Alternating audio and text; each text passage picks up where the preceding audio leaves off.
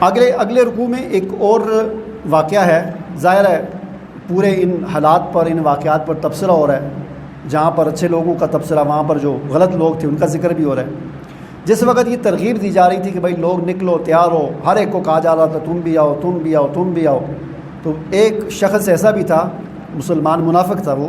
یعنی ظاہر ہے منافق تو اس اعتبار سے نا کہ ورنہ تو جس معاشرے کے اندر تو وہ تو مسلمان ہی کہلواتا تھا نا. وہاں پر جد بن قیس اس کا نام تھا.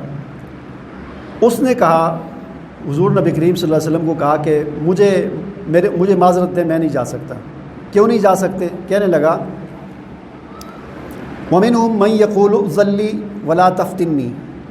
بعض ایسے بھی تھے کہ جو کہتے تھے کہ مجھے چھٹی دے دیں اور مجھے فتنے میں نہ ڈالیں.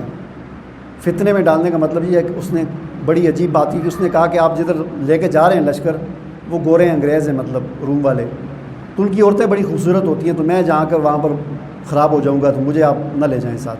یعنی ایک تو اتنی الٹی بات، اور پھر نبی کے سامنے. اور کہنے لگا جی ادھر عورتیں ہوں گی بڑی خوبصورت، تو مجھے نہ ہی لے کے جائیں تو بہتر ہے. تو وَمِنْهُمْ مَنْ يَقُولُ ذَلِّ وَلَا تَفْتِنِّي أَلَا فِي الْفِتْنَةِ سَقَطُوا. فتنہ تو تمہارے دل کے اندر ہے کہ اس سے بڑا فتنہ کیا ہو سکتا ہے کہ تم نبی کی نافرمانی کرتے ہو. نبی تمہیں کہتا ہے نکلو اور تم کہتے ہو آگے سے اس طرح کی باتیں کرتے ہو. اصل فتنہ تو یہ ہے. وَإِنَّ جَهَنَّمَ لَمُحِيطَةٌ بِالْكَافِرِينَ. جہنم جو ہے تمہارا احاطہ کرے گی اس طرح کی باتیں کرنے والے کافروں کا. اگر ان تصب کا حسنۃ تسؤہم.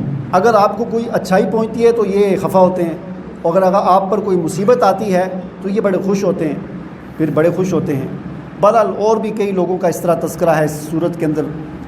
جیسا کہ میں نے عرض کیا تھا کہ اس کی ایک ایک آیت اور ایک ایک حرف کے اندر جو ہے نا بڑے بڑے مسائل ہیں. بڑی تفصیلی صورت ہے، لیکن چونکہ ہم خلاصہ بیان کر رہے ہیں اس لیے خاص باتیں جو ہے وہ چند واقعات کا ہم ذکر کریں گے.